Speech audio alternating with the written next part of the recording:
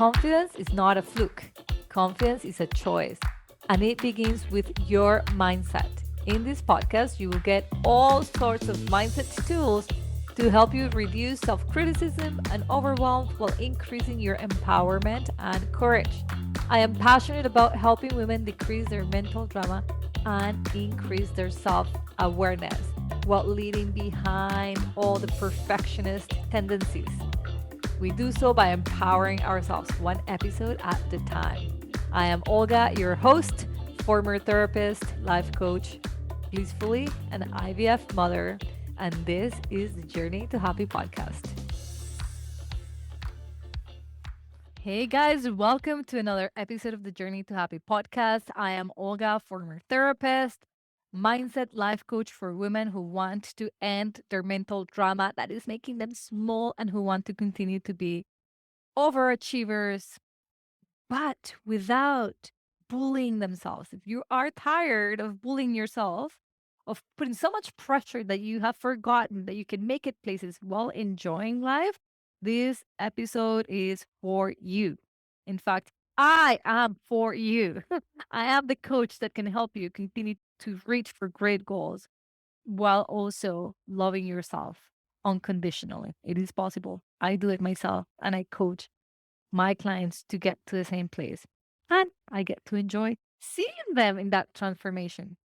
And on that note, I wanted to read to you feedback I recently got from one of my clients. Hi, Olga. I wanted to let you know that I was facing a regret. It's new territory for me. I normally don't feel this way. And I knew I had to do some thought work utilizing the tools that you have been teaching me. And oh my God, I realized that I have such a strong fear of failure that I hate to waste my time. And so I try to avoid doing all the things that I cannot for sure tell I'm going to be successful at, that I don't believe I can be successful at. So I've realized I have to embrace failure more. I have to waste my time more. And I have to consider that use of my time and investment. I get chills when I get messages like this. That is a kind of mindset transformation that happens inside my coaching. That's where people get to by themselves in such a powerful way.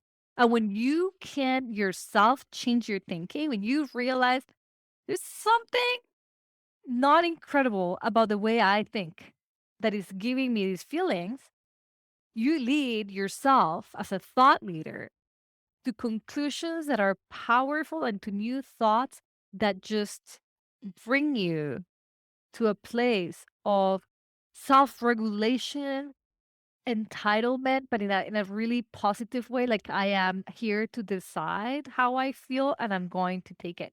I am deciding that I am capable. And you have no idea how powerful it is for somebody who's driven by success to embrace failure and to see it as an investment of time. Like, mic drop for me as a coach. If this is all I've done with this woman, you know, she's got her money, the worth of her investment back. Like, that's so incredible. So I wanted to leave you with this because it's not often that you hear the transformations that my clients have really motivated to helping you see that it doesn't take an incredibly special human to see these mindset transformations, but it does take somebody who's committed, who believes they can do it. Okay. And I want you to believe that this is possible for you and that you can see these changes as well. Because if they are accessible to somebody else, they're definitely accessible to you. And on that note, I'm gonna answer, or I'm gonna answer through this episode a question that I got from one of my clients, coaching clients, Insight Reset, who I love dearly. And she said to me, Olga, she just accomplished an incredible goal in life as a researcher. It's a big deal. The fact that she's done up to now, it's such a big deal. Like, she could be incredibly proud of her profession, what she's accomplished professionally for the rest of her life by simply having submitted this. Okay. And she was coming for coaching because she said, I did it at the cost of my well being. I exhausted myself towards the goal because I wanted to control the outcome. so badly that I didn't care how many hours I put in, that I didn't care if I slept or if I didn't, if I ate or if I didn't. I exhausted myself, and that doesn't feel good. So she knew something was there for her to explore. And I just roll up my sleeves and I'm like, let's dive in. The question I asked her was very simple. What were the thoughts that you had about this project that led you to the behavior of doing to a point of extreme exhaustion? Oh, and not delegating that much, right? Like it has to be me. I have to do it. And she came up with this lovely awareness. If I don't control it, I can't trust it. So for her, she was trying to control the outcome so that she could trust it. And she can only trust herself, apparently, right? Based on this belief. She is the only person trustworthy. When I hear something like this, I immediately want to bring some awareness back to their upbringing. Who raised you? Because my eyes immediately, like, whenever I hear control equals trust, which is always, by the way, always, if we want to control something, it's because we want to trust it. Or if we want to trust someone, we want to control them so that we can trust them. They're so intertwined. So normally, when I see this, and if this is you, I want you to think of your own childhood. Were the people who raised you incredibly reliable? Did you grow up with this sense of trust because you knew you could rely on them? Or was your childhood a little bit on the gray area where your caregivers were struggling, quite honestly, and they were not always reliable and they were not always there for you? Maybe they were even neglectful to some degree. Maybe they were totally neglectful.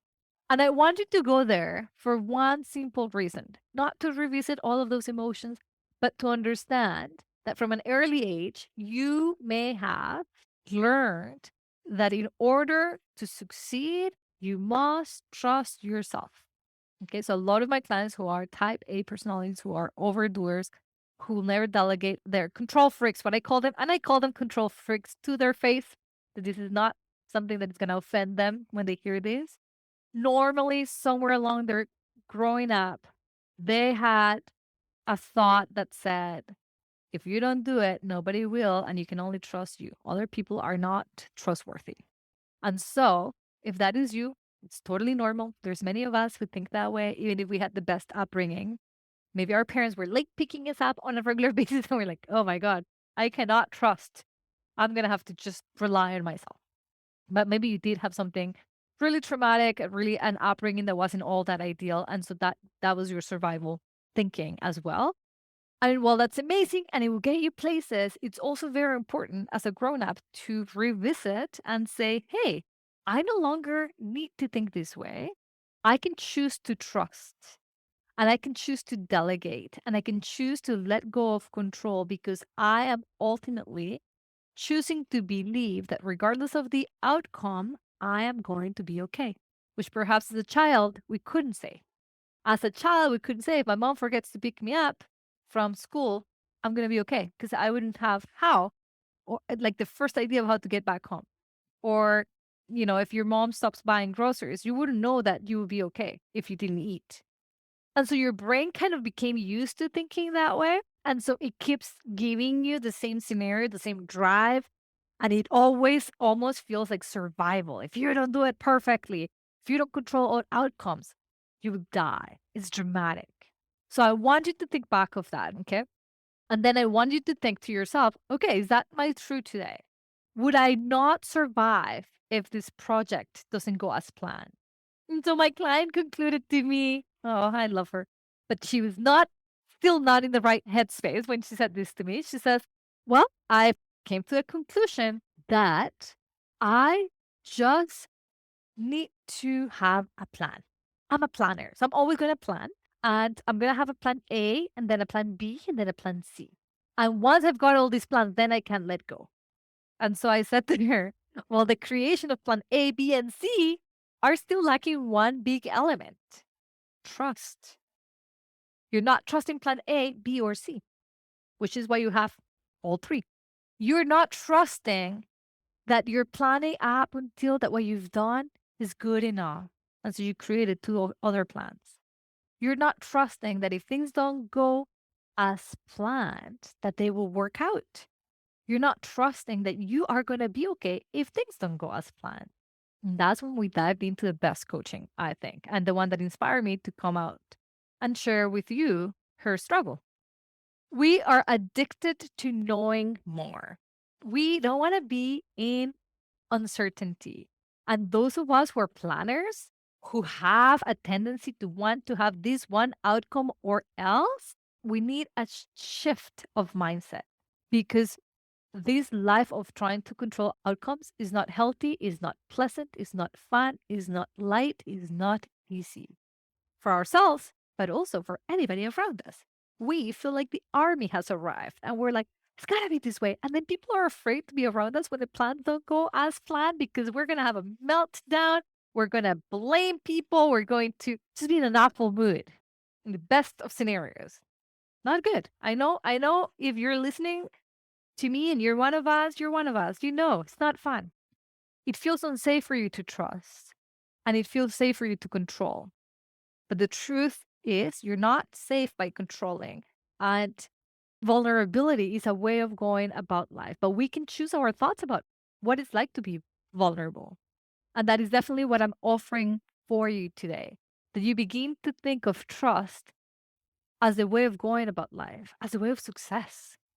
So there's one thought that I've always had my entire life through every obstacle I have faced, and I have faced obstacles, okay? That has allowed me to dive into trust. Because the opposite, when you're going to control, truly what you're going into is fear.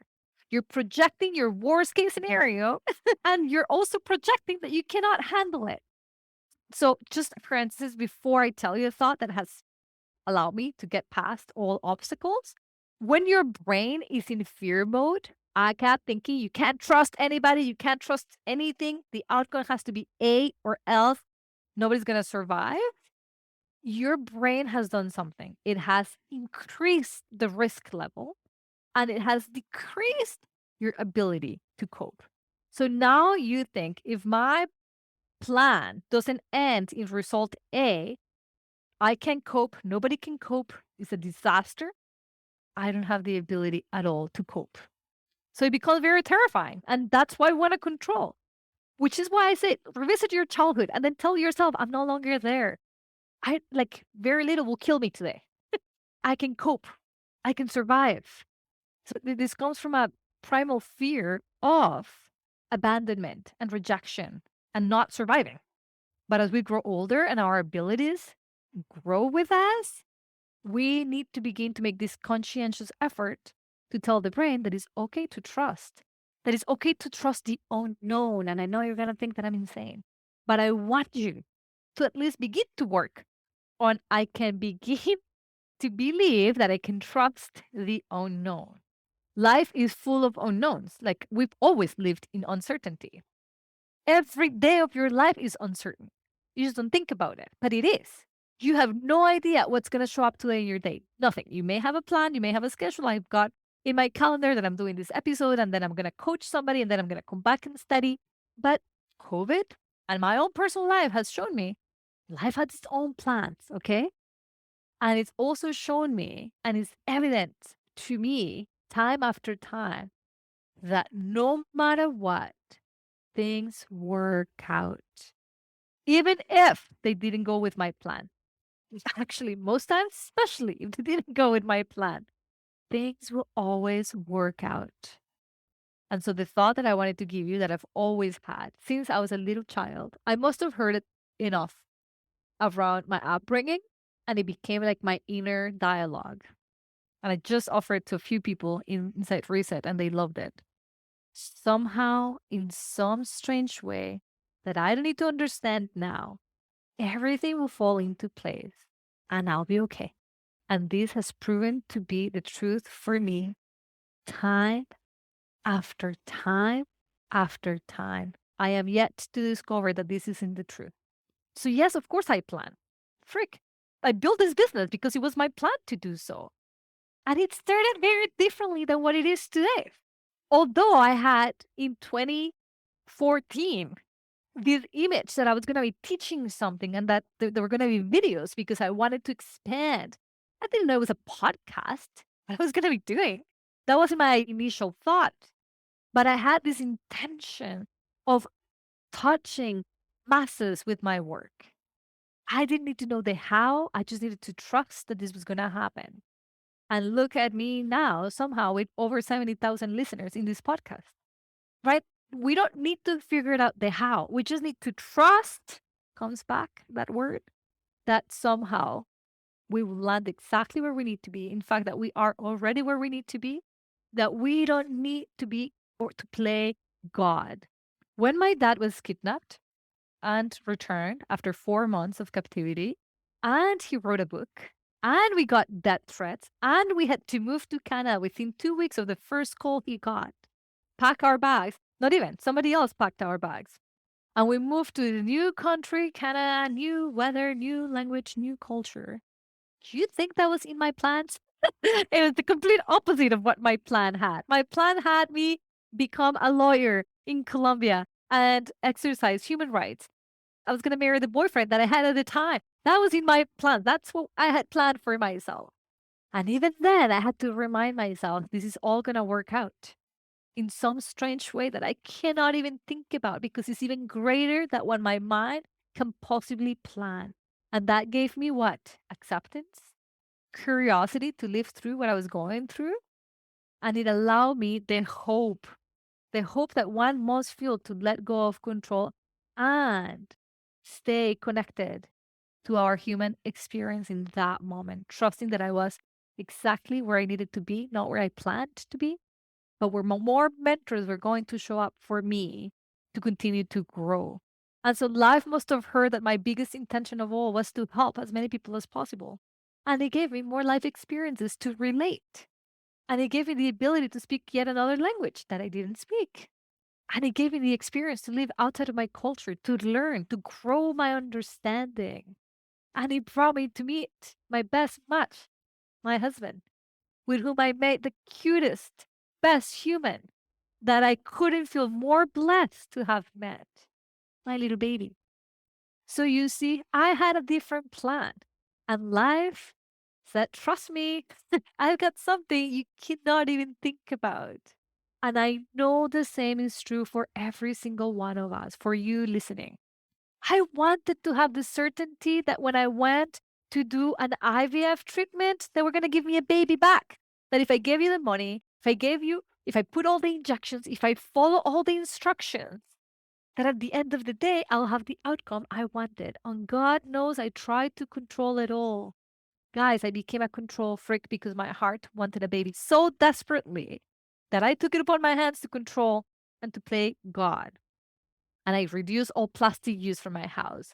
And I read all the books and I went to all the treatments, the logical and the not so logical treatments. And lots of people were like, what are you doing? I was at a point where if they told me to jump on 1 feet 5 times a day, several years that I would have done it if that was the thing that would do the trick to give me the outcome I wanted.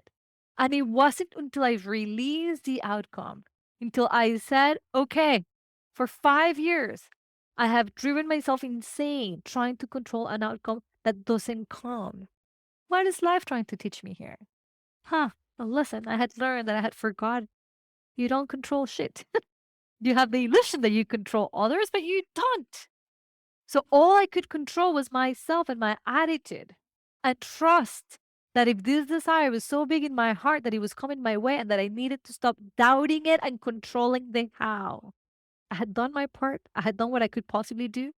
Now I needed to trust that the one egg that became one embryo was going to work out despite all the evidence I had of all the other eggs and embryos that we lost in the process. And I didn't attach, like, it's gonna happen or else.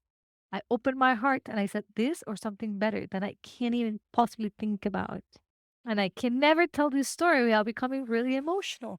Because to this date, I have to thank the universe and the soul of my child and my children, really, that I've lost along the way, that had an incredible plan for me to come to this place of self love by experiencing grief and by finally learning to trust that my body was going to do what was best that my embryo was going to do what was best at the right time, not the time that I decided it was best. And I couldn't have possibly welcomed a better child for my family. I couldn't have thought of Mateo in any possible way and him be as amazing as he is. Like whoever he is so much better than anything I could have planned for. And yes, it took me 5 years from the moment I decided to have a family to the day I held him in my arm. And the evolution that I went through in those 5 years was phenomenal. And although I had him, not at the time I wanted, not at the time I planned, I had him at the perfect time. I looked at that child and I said to him, dude, you've got the best version of myself right at this moment. We are both so lucky that I had to walk this journey to you because I am better than I was 5 years ago. I was a better human to myself. My marriage was so much better. It's age 5 years, like we're 5 years into it. My business was also 5 years old. My love for self was unconditional. And then I had this baby that's like an angel, textbook. He does all the things exactly as the textbook tells me. And I had all the time to spend with him. And I had already everything in place to be able to really, truly dive into being a mom, the only job I always wanted to have. So I am telling you these little stories only for one reason. If it happened to me, it happens to you. We can all choose to trust that there is something greater and bigger out there that is watching our backs and that it doesn't rely on your humanly made plan, that there is a greater plan.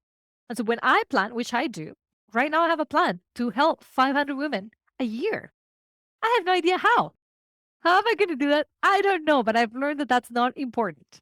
The how will come to me, but I 100% trust that I will help 100 women. The plan is less important. The intention is where I focus on. And as I intend this, the opportunities show up.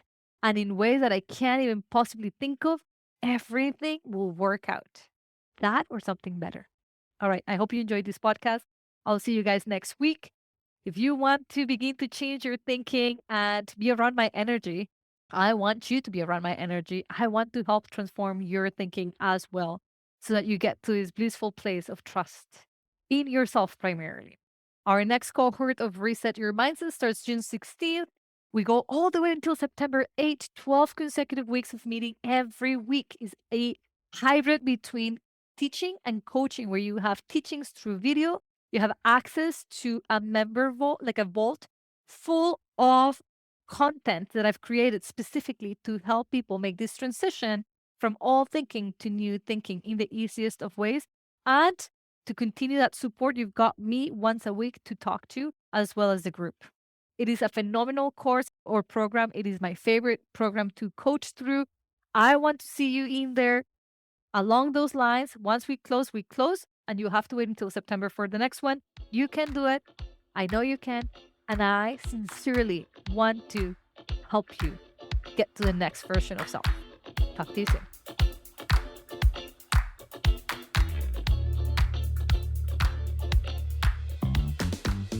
Hey guys, Olga here.